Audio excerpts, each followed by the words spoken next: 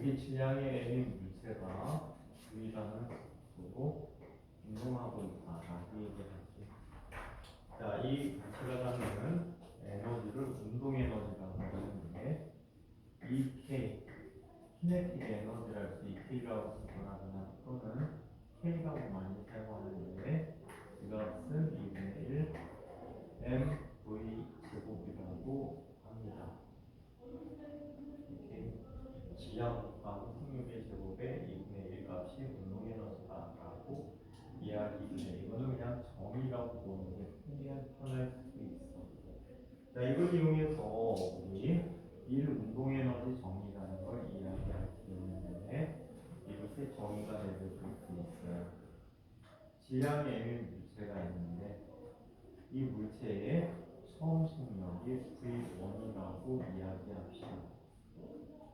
이 물체에게 뒤에서 압방향으로 뭘 가해줬어? 힘을 가해줬어요. 힘을 가해주게 되면 이 물체는 무슨 운동을 하게 되지? 가속도 운동을 하게 된다고 얘기해요. 가속도 운동을 하게 되면 이 물체는 자, 속력이 처음 V0에서 V1에서 V2라는 속력으로 증가가 되었다라고 하죠. 이동하는 물체가 이동한 거리를 S라고 이야기하죠. 자, 그렇다면 이 물체는 등가속도 직선 운동을 하게 되는데 이 AS는 V제곱 마이너스 V0 제곱이라고 쓰고 곱하기 2분의 M을 해줍시다. 그러면 이 앞에 하는 뭐가 되버리죠? MA 곱하기 S. 자, 그리고 좌변은 우변은 2분의 1 MV 얘는 투구 원구 고쳤어야 되겠지? 2의 제곱 마이너스 2분의 1 MV1의 제곱이다라고 얘기를 했습니다. 이때 MA는 뭐가 MA지? 뉴턴 법칙에서 힘의 크기가 되겠지? 힘의 크기 곱하기 이동 거리를 얘는 1이라고 정의를 했어요. 그래서 W는 FS가 되버리고 얘는 2분의 1 MV2의 제곱 마이너스 2분의 1 MV1의 제곱이라고 하고 이 값을 우리는 뭐라고 불러? 운동 에너지의 변화량이다라고 표현해주고 있다. 많이 짠나도 모르겠지? 이 얘기를 좀 너가 노력을 해준다면 유튜브에 가면은 진과 12기라는 재생 목록이 있어. 진과 12기 재생 목록에 보시면은 선배들 수업이긴 한데 이걸 좀 속도가 좀 빠르게 다 정리를 해놨거든. 전기 앞부분까지가 정리가 된 상태라는 그 목록에는 그걸 공부하면 도움이 될 것 같아요. 지각 12기 재생 목록.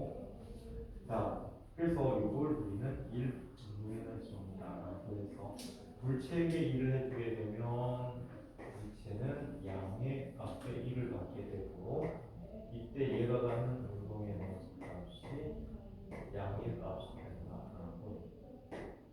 즉 물체계를 해주면 물체 운동 에너지는 증가하게 되고 자 그리고 W가 음의 값이다. 1이 음의 값이라는 얘기는 물체가 갖게 되는 운동 에너지가 음의 값이 된다는 얘기죠. 운동 에너지가 감소한다라고 얘기하는 것을 우리는 1 운동 에너지 정의라고 이야기합니다. 자, 그래서 이게 1 운동 에너지 정의였고요. 이번에는 운동량과 운동의 에너지 관계를 이야기해 보도록 하겠습니다. 여기서가 오늘 수업 얘기야.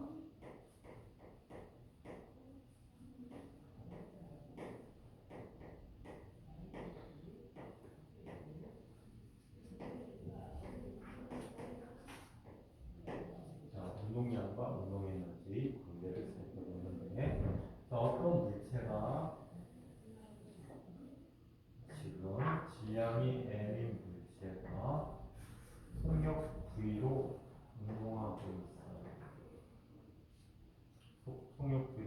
운동하고 있을 때 이 물체가 가는 운동량은 어떻게 정의해 주지?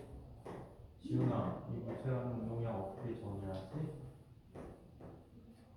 P는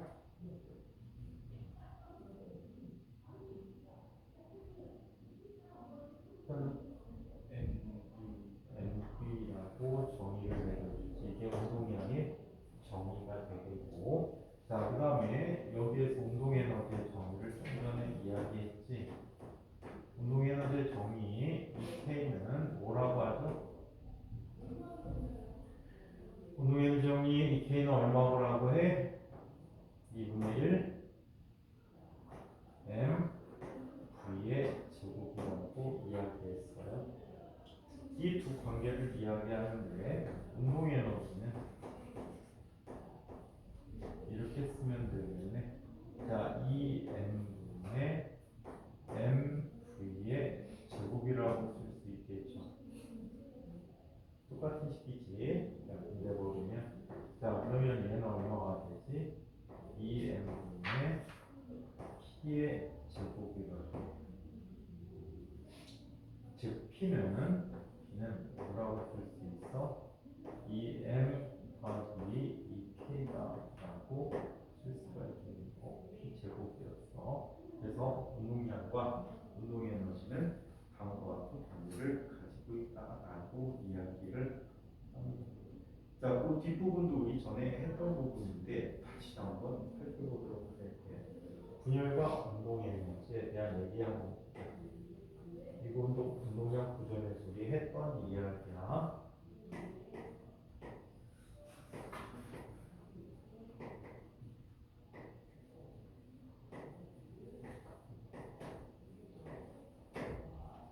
자, 분열과 운동의 에너지에 대해서 이야기해 보도록 하겠습니다. 자, 여기 한 물체가 있었어요. 자, 이 물체의 질량의 총합은 M1 더하기 M2야. 그런데 내부에 폭발을 위해서 이게 폭발할 수도 있고 용체를 압축시켰다 놨을 수도 있어. 폭발에 의해서 M1이라는 물체와 M2라는 물체로 분리가 되어졌다라고 해요. 이때 얘네들이 가는 속도는 서로 반대 방향의 속도를 가져서 전체 운동량의 총합을 어떻게 해줍니까? 0으로 만들어주죠. 무슨 뜻이야? 처음에 정지 상태에서 정지한 상태에서 질량이기 때문에 얘는 M1 더하기 M2 곱하기 0은 운동량, 처음에 운동량이지 나중 운동량의 합과 같아. 나중 운동량의 합과 같아서 M1 V1 더하기 M2 V2라고 이야기할 수 있습니다. 결국에 얘네는 크기만 갖고 비교해 준다면 M1 V1이라는 녀석은 M2 V2와 크기가 같고 방향이 반대다라고 써줄 수 있겠죠. 이때 이 물체들이 가는 속도 비를 살펴보면 V2분의 V1은 M1분의 M2다라고 이야기합니다. 아시겠어요? 자, 그래서 이와 같이 나타났다라고 해요. 이때 폭발에 이용된 에너지가 E였다면 이 폭발에 이용된 에너지는 첫 번째 M1의 운동 에너지가 되고 또 두 번째 M2의 운동 에너지로 변해버린다라고 가정을 해보도록 하자. 오케이? 다른 쪽에 이용되지 않는다라고 얘기해보면 자, 이때 운동 에너지의 B를 한번 구해보도록 할게요. 2K1분의 2K2는 2분의 1은 서로 약분될 테니까 M1 V1의 제곱분의 M2 V2의 제곱이라고 하자. 자, 그러면 얘는 다음과 같이 정리되어 버리죠. M1분의 M2 곱하기 V1분의 V2의 제곱이 되어버렸어요. 여기서 V1분의 V2는 M2분의 M1이 되잖아요. M1분의 M2 곱하기 M2분의 M1의 제곱이 되어버렸죠. 그러면 서로 약분이 되어서 얘는 뭐가 됩니까? M2분의 M1이라는 비를 갖게 될게요. 그렇다면 이 K2라고 하는 값은 이 K2는 뭐가 되어버리지? 얘는 M2분의 M1 곱하기 이 K1이라고 쓸 수 있겠죠. 이걸 전체 에너지에다 놓는 거야. 과연 전체 에너지 중에 얼마만큼이 각각의 운동 에너지로 바뀌었는지를 알아보지. 자, 얘는 이 K1 더하기 M2분의 M1 곱하기 이 K1이 되어버렸죠. 통분해버리면 얘는 M2분의 M1 더하기 M2 곱하기 이 K1이 되어버렸어요. 따라서 이 K1이라는 것은 얼마가 됩니까? M1 더하기 M2분의 M2 곱하기 2가 되어버리는데, 그럼 나머지 이 K2는 얼마가 되어버리죠? 이 K2는 M1 더하기 M2분의 M1 곱하기 2라는 값이 됩니다. 아시겠어요? 자, 그래서 이와 같이 서로 에너지들이 양분되는 관계들을 한번 비교해 볼 수 있었다. 아시겠죠? 자, 그래서 폭발할 때 에너지가 이렇게 나뉘어지는 관계를 볼 수가 있고요. 자, 이번에는 자, 충돌하는 과정에서의 에너지 손실을 한번 이야기해 보도록 할게요. 충돌하는 과정에서의 에너지 손실을 한번 살펴보도록 합니다. 자, 충돌과 운동 에너지를 이야기해 보자.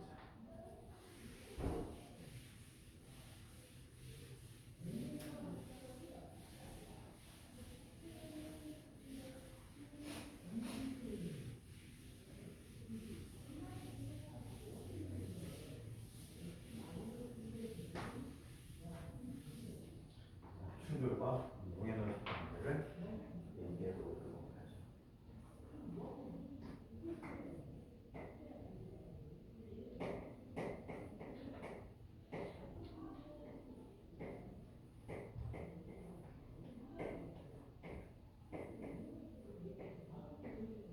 자, 이 부분도 우리 전에 살펴봤는데 상당히 지저분했었어요. 할까 말까 하다가 했었던 부분일 거야. 오케이? 자, 이런 특징을 갖게 된다라고 했었어요. 수가 참 힘들겠다. M1이 V1이라는 속도로 달려오고 있었어요. 직선상에서. 자, 그리고 M2가 지금 277조 가고 있는 거야. 자, M2가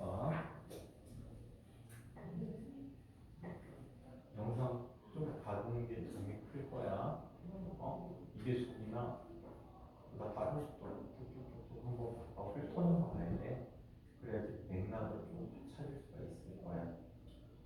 자, 얘는 V2가 있었는데 반드시 충돌이 일어나기 위해서는 V2가 더 느려야 되지. 그렇죠? 자, 이때 충돌하는 과정에서 서로 힘을 주고받게 돼. 앞에 있는 물체는 뒤에 쫓아오는 물체를 뒷방향으로 힘을 가하게 되고, 그리고 뒤에 있는 물체는 앞방향으로 물체를 밀어주게 됩니다.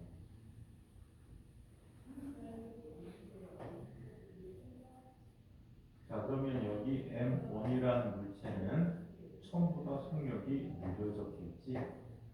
V1 프라임이라는 속력을 갖게 되고 M트란 물체는 처음보다 속력이 빨라진 V2 프라임이라는 속력을 갖게 될 거예요.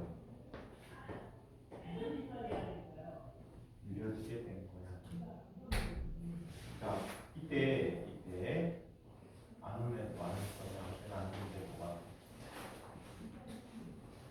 자, 이때 이 구물체를 갖게 되는 충돌의 속도를 우리 원리를 이용해서 계산을 했어. 이 충돌을 반발 개수가 2인 충돌이라고 이야기해 보겠습니다. 자, 연립된 결과를 정리해 드리는데 V용 프라임은요, V용보다 전에 잘했던 거야. V용보다 더 빨라졌어요. 플러스 M1 더하기 M2분의 1 플러스 2 곱하기 M2 때문에 속력이 느려졌지. V1 마이너스 V2가 라고 얘기했고요. V2 프라임이라는 값은 V2 더하기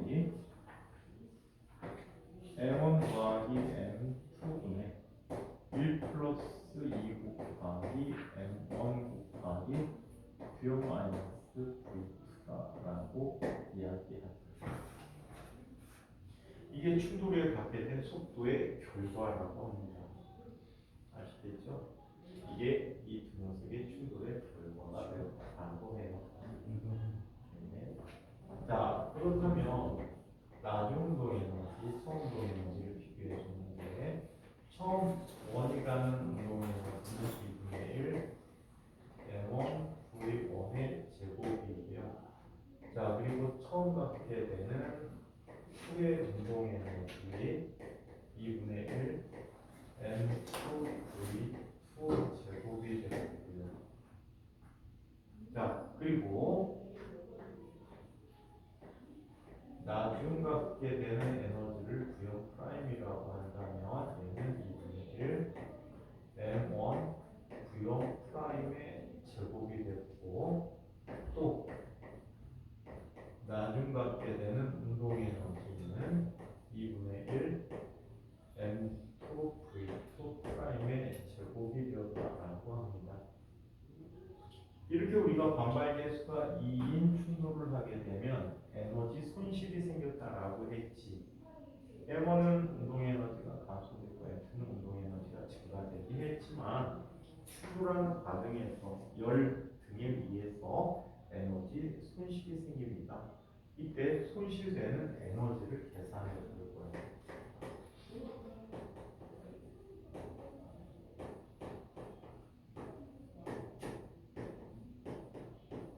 자, 손실되는 에너지를 이야기해 보도록 하겠습니다. 자, 손실되는 에너지는 다음과 같이 이야기되었습니다. 자, 이 델타 E라고 하는 것은 E2 E1K부터 간다. E1K 프라임 더하기 E2K 프라임 마이너스 E1K 마이너스 E2K라고. 오케이. 자, 그러면 얘는 이렇게 쓸 수 있어요.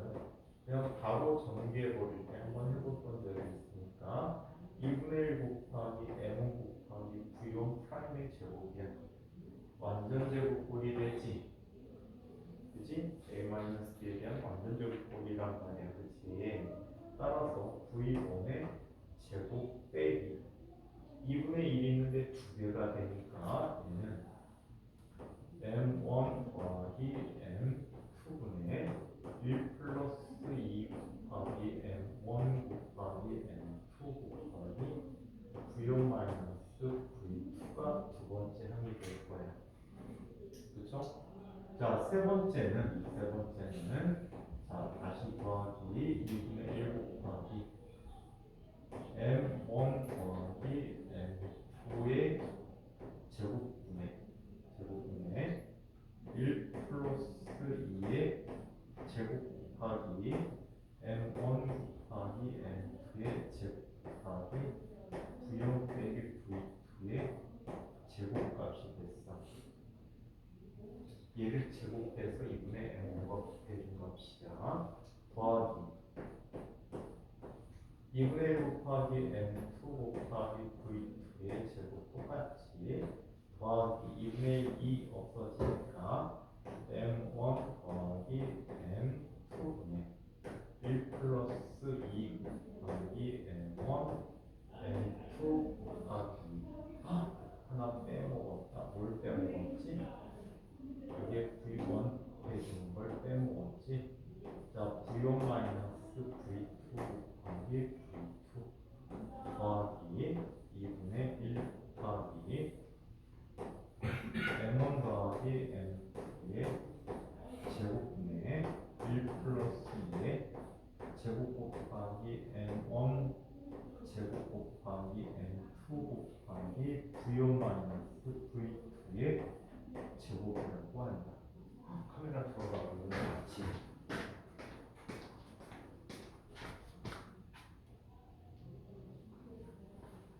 꼭 안을 신경 쓰자. 꼭 사람 빠지면은 녹화가 안 돼. 자, 빼기 2분의 1에 m1 v1의 제곱 빼기 2분의 1에 m2 v2의 제곱이라고 한다. 그럼 얘에 지워지지. 얘도 지워지겠지. 나머지 부분을 정리해 주면 되는데, 자, 얘네들은 아주 예쁘게 묶이게 돼요. 자, 어떤 형태로 묶이는지 보자. 두 녀석들을 살펴보면, 자, 두 녀석을 살펴보면, 얘는 마이너스로 묶일 때, m1 더하기 m2분의 1 플러스 2 곱하기 m1 m2 곱하기 가로 열고 v1의 제곱 빼기 v1 v2가 되겠고요. 얘도 그만큼이 이지. 근데 빼기가 앞으로 나가게 되니까 빼기 v1 곱하기 v2 더하기 v2의 제곱이라고 쓸 수 있겠고, 그렇죠? 자, 더하기. 자, 이 녀석들도 공통 부분으로 묶어버릴 텐데, 공통 부분으로 묶어버리면 이렇게 나타나게 돼. 2분의 1 곱하기 m1 더하기 m2의 제곱 곱하기 1 플러스 2 곱하기 m1 m2 곱하기 m1 더하기 m2 곱하기 v1 마이너스 v2의 제곱이 된 거죠. 그렇죠? 자, 그러면 얘와 얘는 지워지겠고, 얘는 v1 마이너스 v2의 제곱으로 묶이겠지. 다시 한번 정리해 보면 마이너스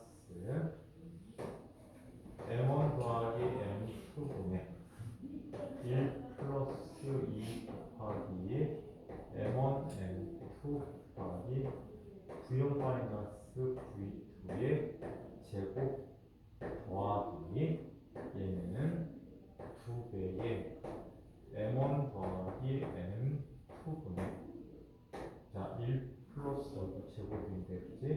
1 플러스 2의 제곱 곱하기 m1 곱하기 m2 곱하기 v1 마이너스 v2의 제곱이라고 쓸 수가 있어요.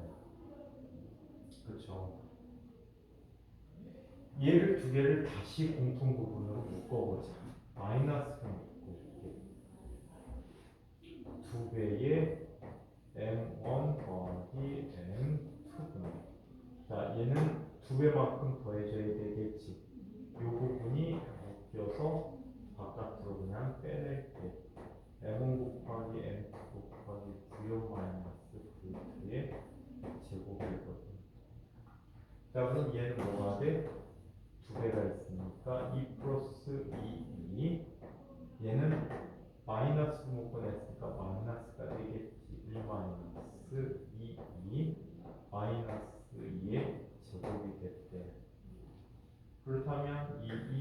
지워지고 1만 남겠지. 따라서 손실되는 역학적 에너지는 마이너스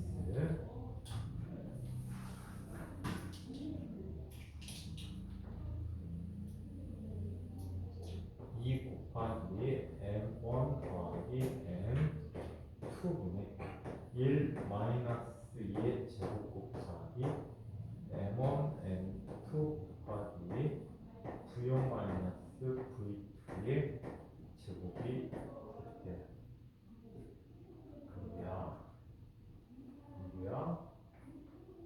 조금 뭐야? 인기자냐? 인기가 조금. 그러면 이거 읽고 아니 진짜 필요 없는 거에 읽고 있어. 눈이 졸고 있었는데. 응? 선생님은 지금 서 있을 힘도 없어요. 요즘 하루 탄수화물 공급량이 300g 미만 먹거든. 300g 미만을 먹고 있는데다가 식사량이 엄청나게 적어갖고 하루에 한 끼 먹어요. 힘이 없는데 너네들을 위해서 악착같이 해주고 있는데 그렇게 그냥 쉽게 졸아버리면 선생님 되게 슬프지 않겠니? 그치? 양이 뭐 우리 술 아니야? 물이에요. 선생님 술 먹고 힘났는데 아이고. 전에 선생님 몸이 안 좋아갖고 병원에 가갖고 약을 처방을 받았는데 알코올을 빼야 된대. 그래서 그래갖고 알코올이 빠지는 약도 있더라고. 체내에서 알코올 성분을 빠지고 알코올이 들어가면 거부감이 일어나게 하는 약이 있더라고. 건강이 너무 안 좋아져갖고 그래갖고 그 약을 먹었더니 온몸이 다 아파. 온몸이 되게 다 아픈지 알아? 알코올이 뭐 이용이 있어요. 아니, 선생님의 몸의 활동의 원동력이 알코올에서 나오는데 그걸 다 빼버리니까 아플 수밖에 없잖아. 슬프지? 안 슬퍼? 너무 슬퍼요. 슬프지? 지금 이상토가 되게 사단계 단계를 바꾼 상태였는데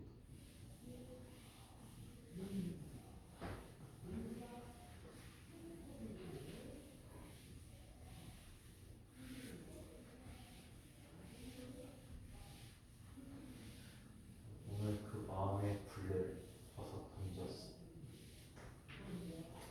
잘했지. 회복이 되고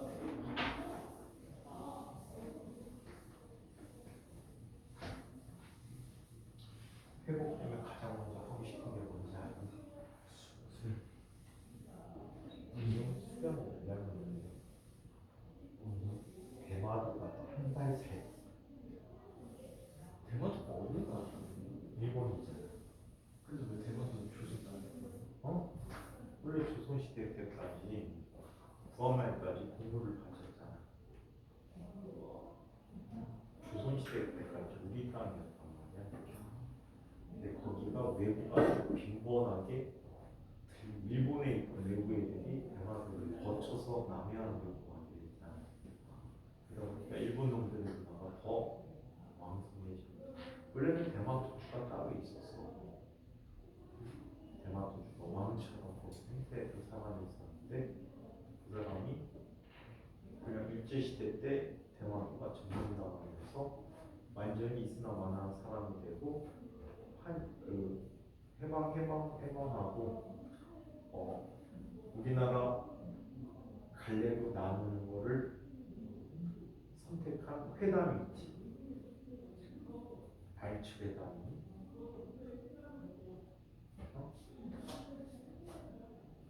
2차 대전 종전 후에 그 종전 후 협상을 한 회담이 알츠회담이 글쎄요. 그거만 아직 안 배우는 시간에. 저는 이제 기본전에서 그래서 기원전에는 우리나라가 또 대단했지. 우리나라는 한나라한테 한나라한테 공격하는 한나라한테 공격당하기 이전의 역사를 재미나 그 조선 상고사라고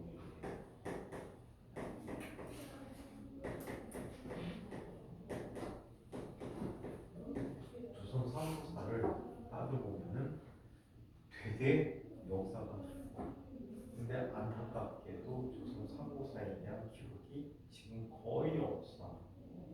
왜 없냐면 일제 36년 동안에 일본 놈들이 다 우리나라 역사를 왜곡시키고 말살시켜버렸고 이 조선 상고사를 보면은 와 놀란다. 왜 놀란지 알아? 우리나라 최초의 나라는 단군이 아니고 환국이라는 나라야. 한국이 아니고 환국. 이 환국의 시대였는데 이 환국이 1만 년 시대를 거쳤다라고 해. 그래서 우리나라는 최소한 1만 5천 년 이전에 건국이 되졌다. 근데 한국의 영토가 어마무시해. 동쪽으로는 우랄 산맥,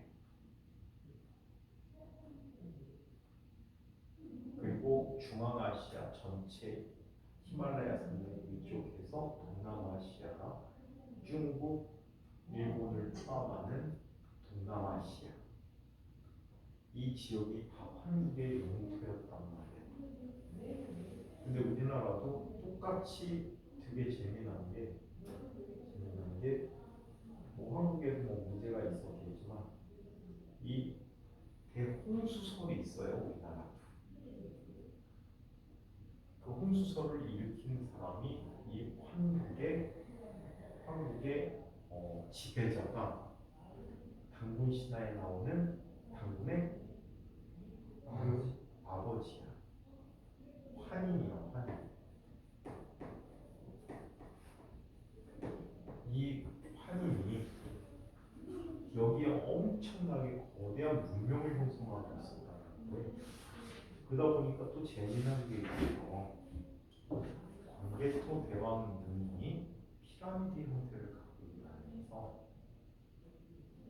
피라미드 형태를 갖고 있어. 피라미드 하면 이집트 생각나고 그 다음에 저쪽에 남미 쪽에 가면 남미 쪽에 문명이 있었지. 마야 문명도 피라미드 형태를 갖고 있거든. 공통적인 피라미드 형태를 갖고 있단 말이야. 그래서 광개토 대왕만 해도 영향을 많이 받았다는 거지. 이 환국이 이 땅에 홍수를 내리게 하고 소위 말하는 천거를 해요. 하늘로 가버려. 하늘로 가버렸다는 의미는 여러 가지 의미가 있을 수 있는데 우리의 조상은 원래 외계에서 왔을 수 있다는 얘기지. 그리고 온 땅을 홍수로 뒤덮어버리는 거야. 홍수로 뒤덮여버려서 비를 진짜 내리기 위해서 홍수로 뒤덮어버려서 한국을 없애버리고 남은 게 단군이야.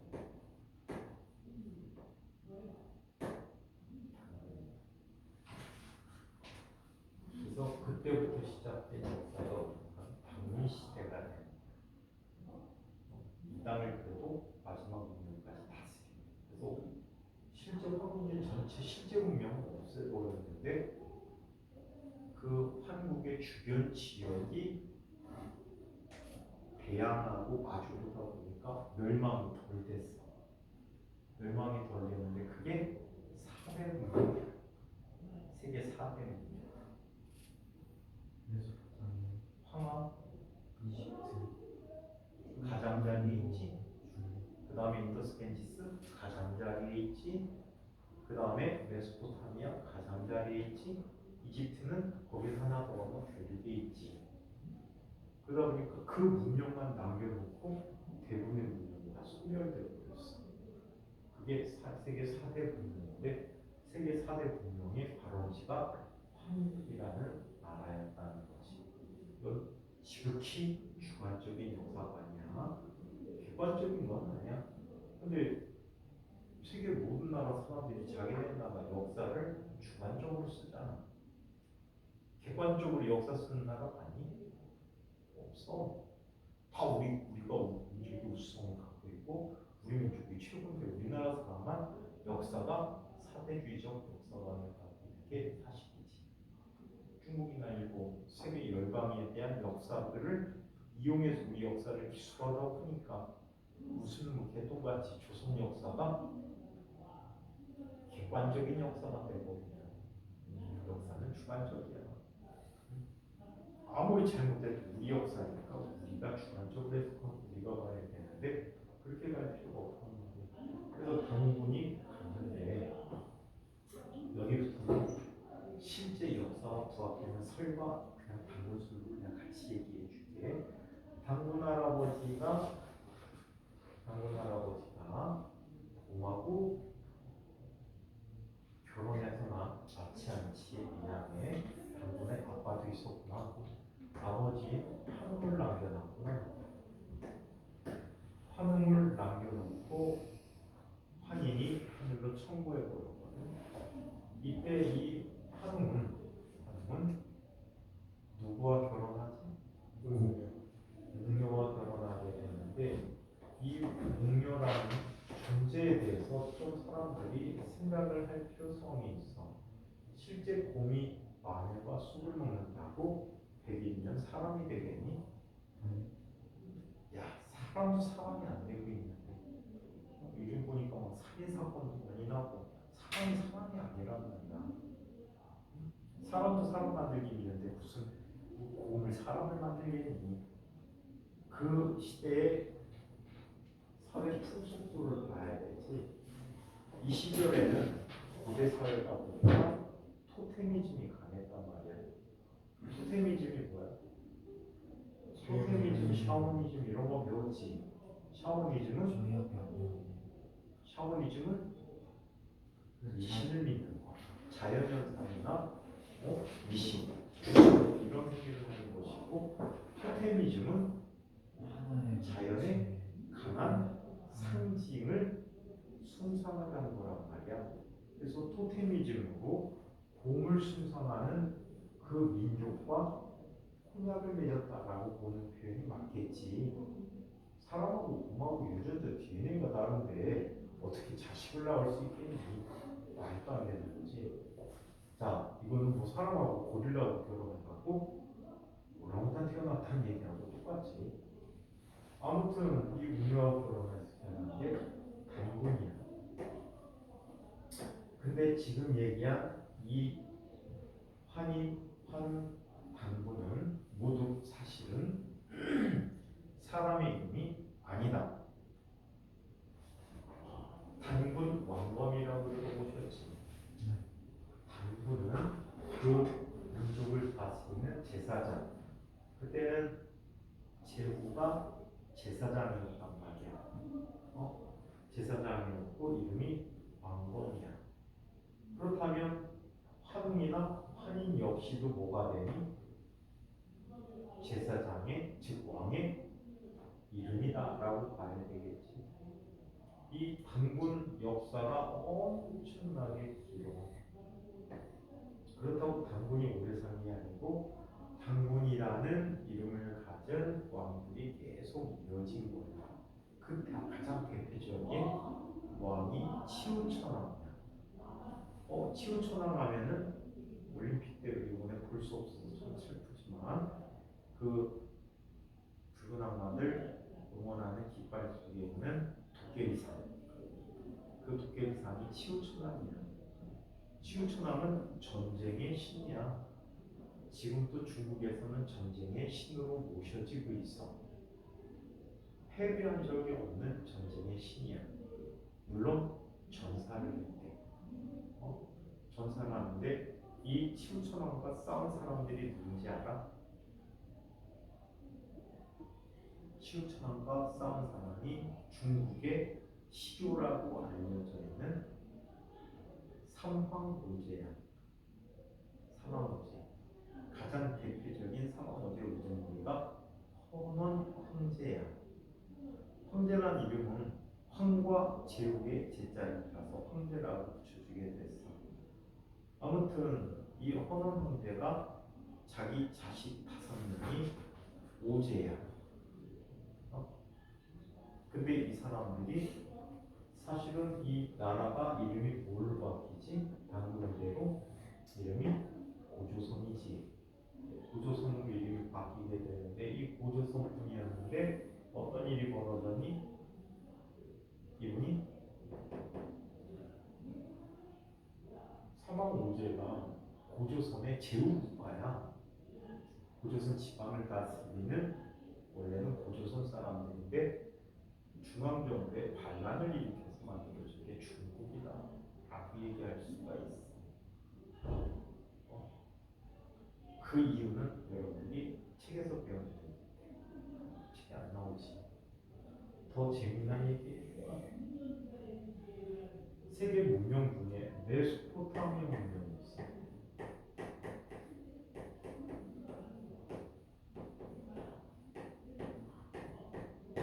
이 메소포타미아라는 거, 메소라는 건 무슨 뜻이지? 영어로 between이야. between. 포타미아는 rivers, 강과 강 사이에. 유프라티스 티그리스 강이 사이에서 발생한 게 메소포타미아 문명이란 말이야. 이 메소포타미아 문명을 세운 사람들을 누구라고 하지? 수메르족이거든. 이 수메르는 우리가 알고 있는 것처럼 우리가 알고 있는 것보다 훨씬 더 재미난 뭘 갖고 있습니까? 우리가 알고 있는 것보다 훨씬 더 재미난 우리의 공통점을 갖고 있어요. 어떤 공통점을 갖고 있냐면요. 육식진법을 사용하고 있어. 우리도 육식진법 쓰고 있는 거 알아요? 육식각자. 육식각자 한자어를 이용해서 12개의 동물과 12개의 동물과 신간이라는 걸 이용해서 60개의 숫자를 표현하고 있단 말이야. 그럼 우리도 육식진법을 사용하고 있는 거야. 우리도 모르게. 그 다음에 우리는 음력을 중요시하지. 아직도 어른들은 음력생일 세는 분들이 굉장히 많단 말이야. 음력이 중요해. 설날 때 음력을 쓰는 애도 있잖아. 물론 농사를 지는 데는 태양력이 중요하긴 한데 아직도 태양력을 많이 사용하는 나라가 중 하나야. 태양력은 물고기 잡을 때 많이 쓰거든.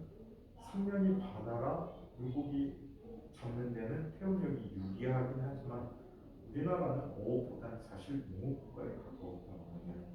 그럼 태양력을 많이 써야 되는데 그럼에도 불구하고 태양력을 쓴다.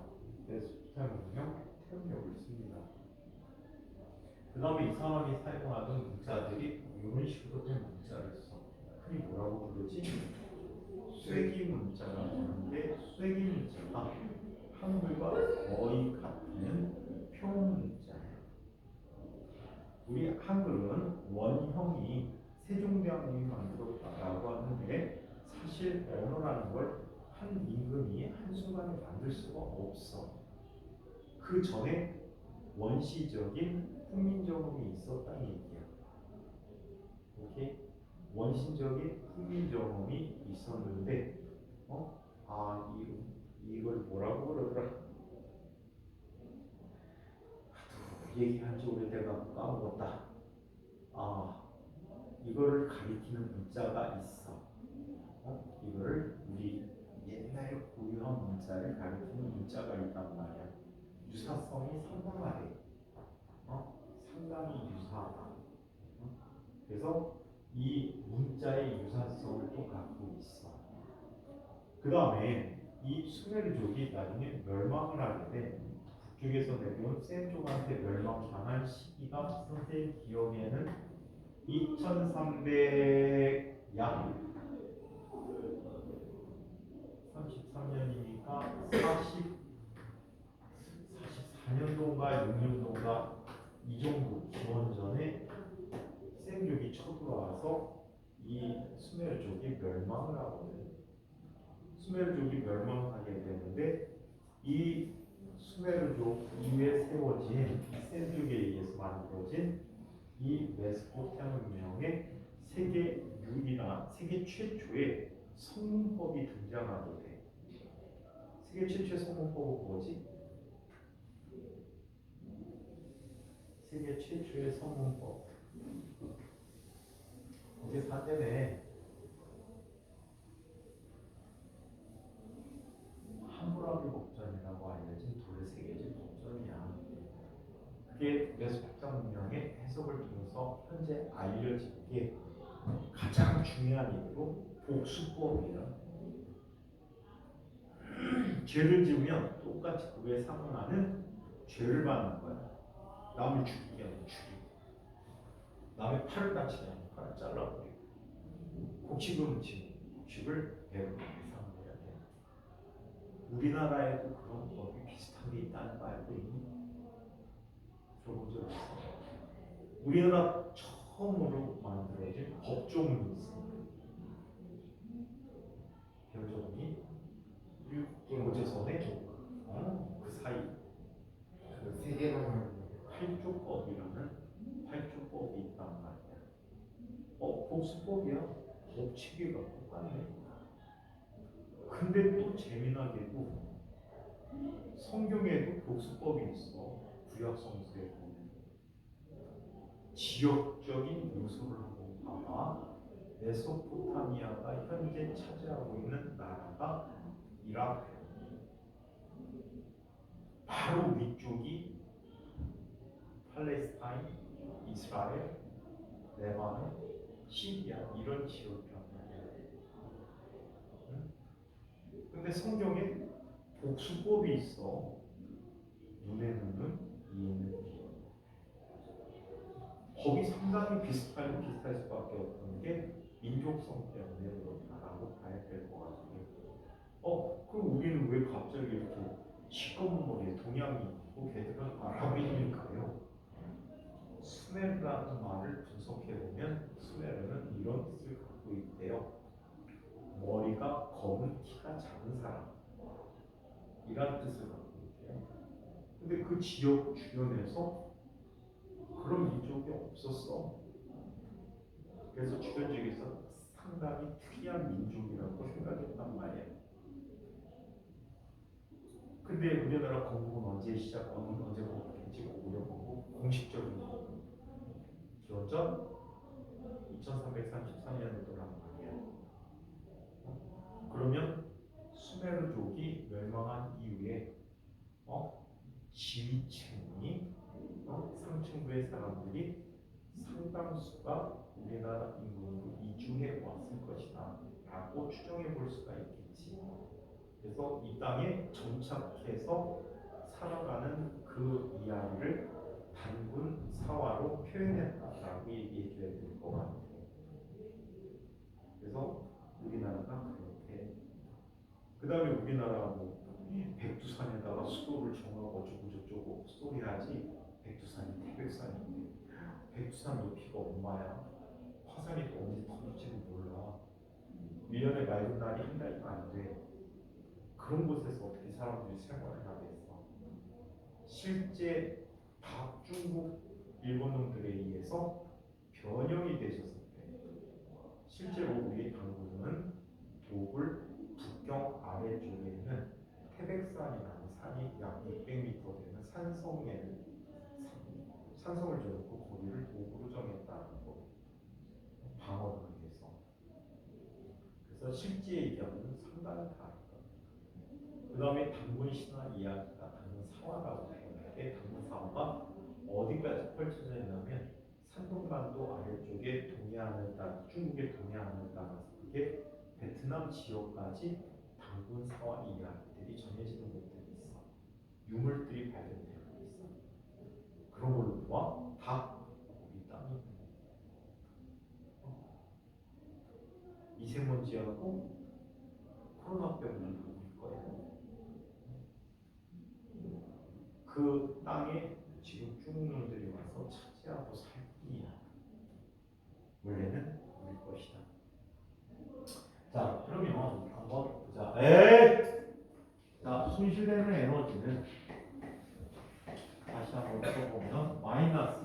됐다는 얘기죠. 두 배의 m1 더하기 m2분의 1 마이너스 2 제곱 곱하기 m1 m2 곱하기 9요 마이너스 9의 제곱이라고 쓸 수 있죠. 이때 만약에 반발 계수가 1이래요. 탄성 충돌이네. 탄성 충돌은 에너지 손실이 있다고 했어, 없다고 했어? 에너지 손실이 없어요. 그럼 델타 E는 1 마이너스 1이 돼버리니까 뭐가 돼? 0이 돼버렸지. 맞아요? 자, 그리고 반발 계수가 0이 돼버리면 에너지 손실이 전체 값에 대해서 최대 값을 갖겠죠. 에너지 손실이 최대가 되는데 가장 큰 에너지 손실을 갖게 된다라고 이야기해 줄 수가 있다라고 이야기를 합니다. 그래서 이 풀이하는 과정이 책에서 소개가 제대로 안 돼서 소개하는 과정까지 한번 이야기해 보았습니다. 자, 이번에는 포텐셜 에너지에 대한 이야기를 한번 살펴보도록 하자. 이 책은 위치 에너지라고 썼는데 요즘 나오는 책은 전부 포텐셜 에너지로 쓰여지고 있어요.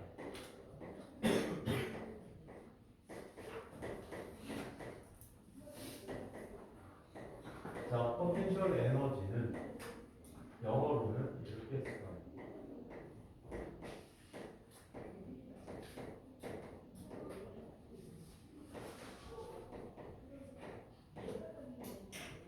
포텐셜이 무슨 뜻이지? 잠재적, 숨어있는, 눈에 보이지 않는, 직접적으로 보이지 않는 에너지다 라고 얘기해 주는 때를 EP 또는 U라고 쓸 때 나중에 선생님이 U라는 표현을 좋아해요.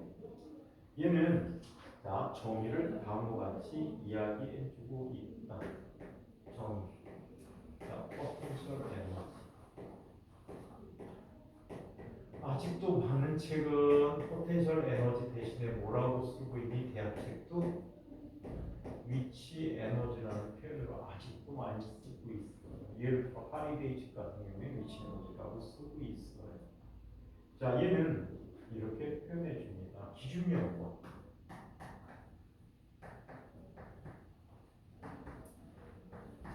다른 위치에 물체가 갖는 에너지다.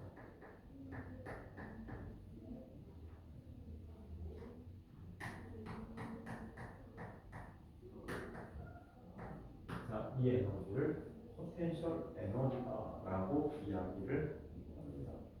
자, 그래서 기준명은 다른 곳에 물체가 갖는 에너지를 포텐셜 에너지라고 하는데 이 포텐셜 에너지의 종류를 한번 살펴보자. 종류가 굉장히 다양해요. 물체들이 작용하는 힘에 따라 종류가 상당히 다양한데 첫 번째 시연이 딴 선생님들이 그렇게 장난을 하더니 진짜 많이 자는구나. 딴 선생님들이 무지 많이 잔다고 하더니 진짜 많이 자는구나. 벌써 들어온 지 얼마 됐다고 긴장감 빠져갖고 주고 있으면 어떡해. 자, 첫 번째 중력에 의한 포텐셜 에너지가 있어.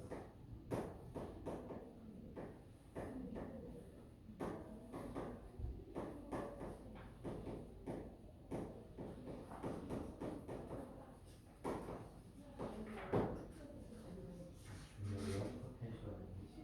선생님도 그러고 싶다. 선생님이 옛날에 학원을 했었거든. 학원을 3번을 했었어. 참 귀찮아서 가져버리지만. 선생님이 학생들을 받을 때는 엄마들하고 인터뷰를 다 하고 아이들하고 인터뷰를 다 하고 인터뷰하기 전에 다른 애들하고 사전 조사를 다 해. 야, 어디 학교에 누구 온다는데? 옛날에는 영재원 활동을 하는 친구들이 많았었거든. 요즘 그 영재원 가는 사람. 그럼 영재원이 어디 온지? 저 인천. 인천대학 카이스트. 인천대학 카이스트, 경희대. 그러니까 서로 모르는 게 있냐면은 인천대 영재원과 수밖에 없었거든. 그러니까 애들이 다 알아지네. 그리고 야 누구 되는데 어떤 성향을 갖고 있니? 그럼 애들이 좀 시끄러워 받으면 안 되실 것 같아요. 인터뷰하는 도중에 다 나타나. 인터뷰 한 10분 정도 하거든. 그럼 안 받아. 이 친구는 괜찮은 친구예요. 되게 열심히 해요. 학원은 좋을 것 같아요. 그럼 받아. 이 친구는 잠이 많아요. 그럼 안 받아. 서로 받고 2명 받았어. 애들이 주는 것까지 몰랐어. 그냥 자. 2년 내내 자가지고 같이. 정신 차려야지. 심지어는 2000받고 10일 뒤에 선생님이 진짜 악의적으로 안 받은 친구도 있다. 그냥 평판은 별로다. 그냥 좋지는 않았어. 2000받고 입학한 상태로 2000받고 합격한 상태구나. 근데 와서 수업을 해달래. 수업을 해달라고 하는데 인터뷰로 왔는데 이 친구가 엄마하고 둘이 와서 선생님 인터뷰 시간 몇 분이냐고 그랬지? 항상 최대 15분이야. 인사하고 뭐하고 이제 학원에서 이런 걸 보고 수고합니다. 언제 합니다. 학원 수강료는 얼마입니다. 그럼 끝이야. 열심히 하겠습니까? 아주 간단 말이야. 이 엄마하고 아들이 와갖고 2시간 동안 나를 아무것도 못하게 방해를 했어. 안 가. 나는 물 한 모금을 안 주거든. 어머니도 오셔도 음료수 사오는 어머니는 계셔도 선생님이 물 대접하는 어머니는 거의 없단 말이야. 근데 와갖고 한참 얘기하다가 선생님이 일단 학원 명함을 드릴 거 아니야. 나는 세상에 내 명함 갖고 이쑤시는 건 처음 봤어. 굉장히 결례지. 명함은 그 사람의 얼굴이야. 그리고 입을 쑤셔. 근데 중간에 끼내가 하나 있어. 꼈다는 것은 이 친구는 그때 당시에 한과영에 갔어. 굉장히 똑똑한 친구고 선생님하고는 중학교 2학년 때부터 인연을 갖고 있는 친구거든. 중학교 2학년 초부터 인연을 갖고 거의 겨울방학 때 알다시피 하는 친구인데 이 친구 욕을 굉장히 많이 하는 거야. 이유가 하나야. 이유가 뭔지 알아? 얘가 수학과를 무지 잘해. 근데 영어를 못해. 수학과 좋아해갖고 수학과만 하니까 영어가 학교 한 학년이 요즘 몇 명이야? 200명, 한 200명 정도 되니? 400명. 걔네 학교가 400명이 좀 넘었거든. 그때 당시에 400명 조금 넘었는데 200몇십 등대. 영어가 영어 싫어하니까 안 해. 원래 시간. 근데 영재 학교는 수학과 능력을 많이 보지 영어 능력을 보는 학교는 아니잖아. 근데 와서 막 계속 개요만 하는 거예요. 2시간 내내. 그래서 결심했지 안 받아야 되겠다. 공연이 받으면 그 반에 분위기만 나쁘게 만들 것 같아요. 그래갖고 수업을 보이콧했어. 처음에 와서 진짜 재밌고 수강료 따면 들어가고 뒤에 들어가고 수업을 듣는다고 막 하고 있는데 기분도 나쁜데다가 받지 않기로 했으니까 수강료 대신다 해서 당연히 싫어. 안 받았어. 계속. 그리고 2주 만에 쫓았어. 그리고 있다가 얼마 있다가 아는 영어 선생님이 전화가 왔어. 인천으로 들어가는데 수업해 주실 수 있냐고. 내 느낌이 쎄. 혹시 우리 중학교 누가 아닙니까? 어떻게 알아? 지금 들어갈 거 없어서 수업 못합니다. 또 수학할 수 있는 친구가 있어. 전화가 왔어. 누구 인천으로 들어간 애가 있는데 수업 좀 해주면 안 돼? 투사에서 또 물어봤어. 걔 누구 아니야? 어떻게 알아? 그냥 답할 거 없어. 들어갈 거 없어. 그 다음에 또 한 번 다른 선생님한테 또 연락하지. 또 왔어. 안 받았어. 결국에는 어떻게 왔는지 아는 선생님하고 연습이 있는데 부평 쪽 어머니들이 중학교 때부터 가르치던 어머니들이 있어. 6학년 때부터 선생님을 쫓아다녔는데 만난 게 중학교 1학년 중순에 만나 여름 선생님 학원 계속 옮겨 다니는 거지. 학원을 한 두세 달에 한 번씩 옮겨 다닌 것 같아. 그래서는 와갖고 수업을 하게 돼서 2년을 낸 친구가 있는데 그 어머니는 학교 선생님이시고 굉장히 점잖으시거든. 근데 수업 묶어서 한 번만 해주세요. 그래갖고 막 비켜갖고 수업 한 반을 짜놨다고. 짜놨는데 보통 이제 사전 인터뷰 한다고 그랬잖아. 애들은 알고 있으니까 어머니들만 본 거야. 그러니까 어머니들하고 사전 인터뷰를 막 하려고 하는데 한 분이 안 오셨네. 보통은 처음에 인터뷰할 때 안 오는 분은 없거든. 안 오셨어. 무슨 일이세요? 바쁘시대요? 이랬더니 네, 바쁘시대요. 근데 느낌이 또 쎄해서 혹시 그 아이 이 동네 아이 아니에요? 그랬더니 어떻게 하세요? 저 어디 중학교 누구지요? 맞대. 저 그럼 이발 수업 안 해드립니다. 수업 못 해드립니다. 잘라버렸어. 근데 그 엄마들끼리는 또 다 하라고 원래. 아까 욕 먹은 애 엄마까지 친해. 욕 먹은 애 엄마보다는 더 친하죠. 어릴 때부터 친니까 아이들하고. 그리고 그 사연을 다 얘기해줬어. 그러실 분 아닌데 그러실 분 아닌데. 그러다가 어떤 일이 벌어졌는지 아니? 수업이 시작된 거를 그 엄마가 알았어. 알아갖고 선생님 학원 앞에 1층에서 육두문자라고 하지 막 쌍소리가 나면서 욕하고 막 난리가 났대. 그래서 1대 4로 4 아주머니들이 다구리 당했어. 네 분이서 다 착하신 분들이고 말씀도 별로 안 하시는 분들인데 한 분한테 다구리 당했어. 욕으로. 그 학교까지 소문이 다 났어. 선생님이 안 받으면 그렇게 안 받아. 지금 네가 그렇게 주면 되겠냐 안 되겠냐. 선생님 옛날에 그런 사람이야. 정신 차리고 해야지. 이거 이제 정신 차려. 진짜 열심히 해야. 자, 중력형 포텐셜 에너지인데 얘는 중력에 대해서 바닥면과 다른 곳에 갖게 되는 위치에 있는 물체가 하는 에너지로 이 P라고 하는데 이 P는 mg h야. h는 기준면으로 보세요. 높이야. 그럼 이곳의 기준면은 어디가 기준면입니까? 보통 잡는 대로 기준면 써도 되겠지만 보통은 지면이 기준면이에요. 이거는 대개라고 써요. 대개. 자, 한편 두 번째 탄성력에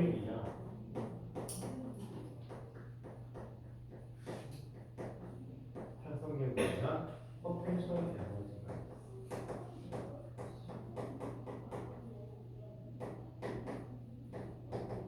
탄성력에 의한 포텐셜 에너지는 이 P는 2분의 1 kx의 제곱이라고 하죠. 자, 얘는 언제가 기준면이니 x가 0일 때야. 이걸 자연길이 상태라고 하거든.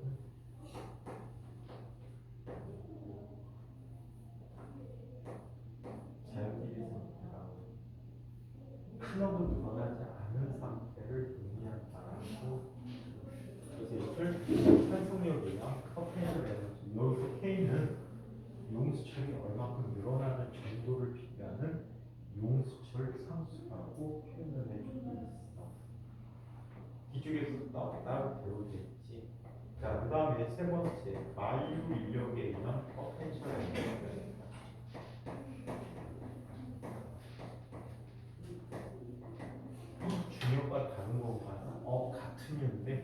넓은 범위에서 보자는 얘기야.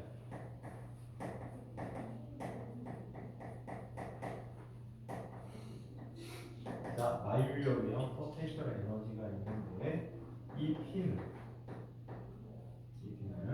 마이너스 G 곱하기 월분의 라지 스몰 n이라고. 일반적으로 기준면들은 포텐셜 에너지가 뭐가 되는 곳이야? 0이 되는 곳이잖아. 그럼 얘 기준면은 어디일까? x가 무한대인 곳이 기준면이다 라고 이야기해요. 그래서 주로 얘 세 가지를 많이 쓰고 있어.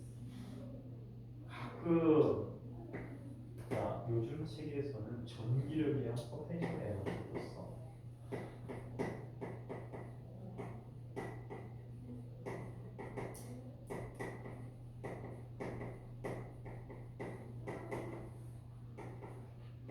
전기력이랑 포텐셜 에너지를 쓰는데 전기력에 의한 포텐셜 에너지 1P는 자, K 곱하기 K는 플롱 상수라고 불리는 상수야. K 곱하기 얼분의 라지 Q 스몰 Q 전하량이 되거든. 얘도 기준점은 어디가 기준점이 되볼까? 월이 무한대인 곳이 포텐셜 에너지들의 기준점이다 라고 얘기해. 그 밖에 분자력이랑 포텐셜 에너지 등등등이 있는데 자, 얘네들은 다르지 않겠습니다. 자, 한편 그래서 위치 에너지 종류와 위치 에너지 양 기준점을 한꺼번에 정리해 봤을 거예요. 자, 이번에는 마이너스 포텐셜 에너지에 대해서 이야기해 보도록 하죠.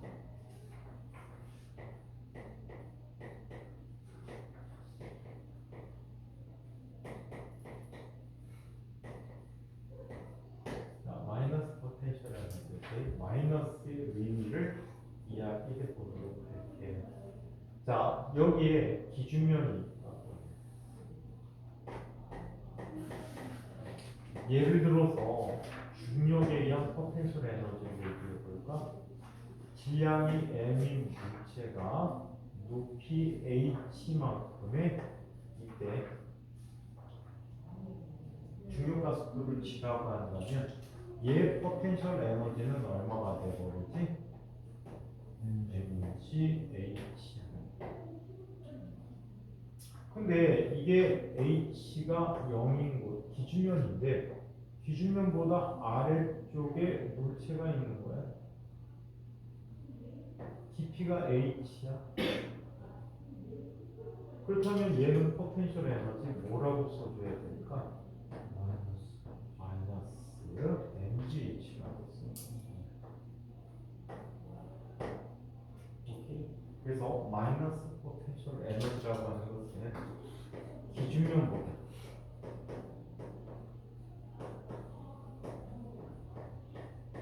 아래에 있는 물체가 갖는 에너지.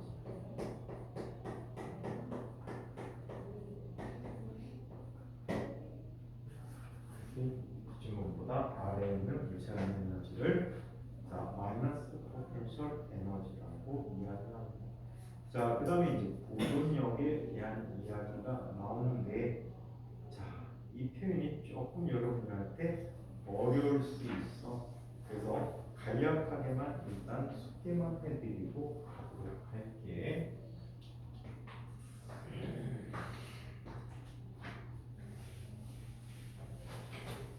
이 보존력 안 하려고 단순히 한 건데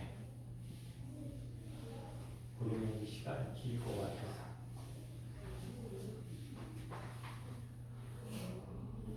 자, 보존력에 대한 개념을 보자.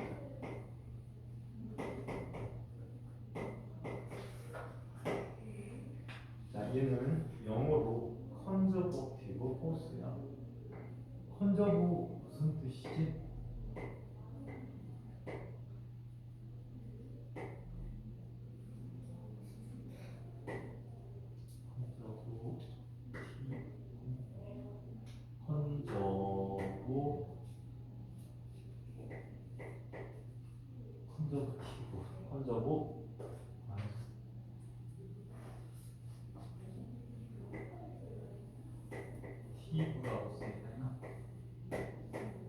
스펠링이 헷갈린다. A야. 자, 컨저브티브라고 해서 컨저브티브 포스라고 표현합니다. 진짜 집중력 짱인 거니까 스킬을 까먹어.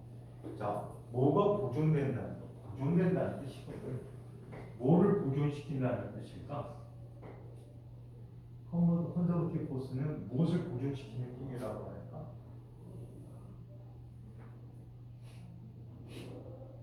뭐를 보존시킨다고 할까?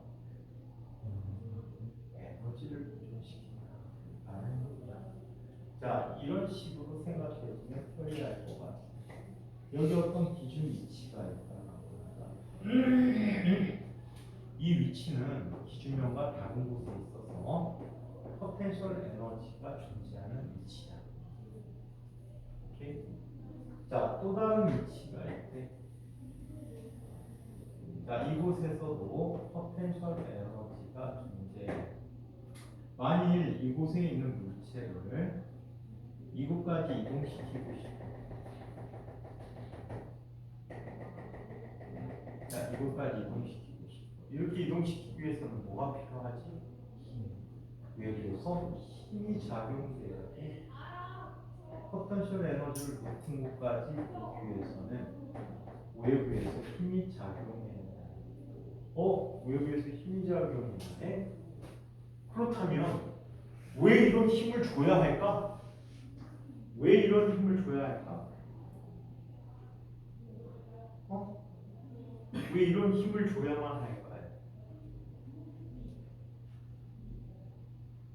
우체에서 이런 힘을 줘야만 할까? 이유는 어떤 또 다른 힘이 존재해서 그 힘이 외력과 똑같아지는 순간에 이동할 수 있다는 얘기야. 이렇게 포텐셜 에너지가 높은 쪽에서 포텐셜 에너지가 낮은 쪽으로 작용하는 이 힘, 이런 힘의 힘을 뭐라고 불러? 보존력이라고 불러. 오케이?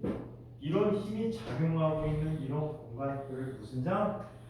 보존력장이라고 불러준다는 얘기야. 예를 들어서 이게 중력이라고 한다면 중력장은 보존력장이 되는 거야. 만약에 이런 힘이 전기력에 의해서 나타난다면 그 힘은 전기력장이라고 불러주게 돼. 아시겠어요?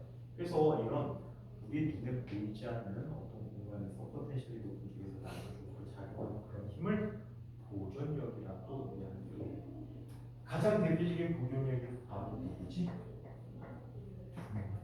중력이야. 또 보존력에 해당하는 게 전기력도 보존력이야. 또 보존력에 해당하는 것 중에 하나가 탄성력이야. 그래서 포텐셜 에너지가 높은 상태에서 낮은 상태로 자 물체를 이동시키려는 자연스러운 이런 힘들이 바로 보존력이라고 한다.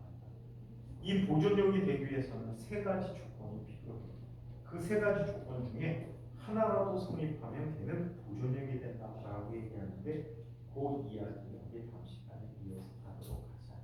시간이 애매해서. 자, 이 내용까지 질문. 약 2분 동안 질문할 시간이 있어.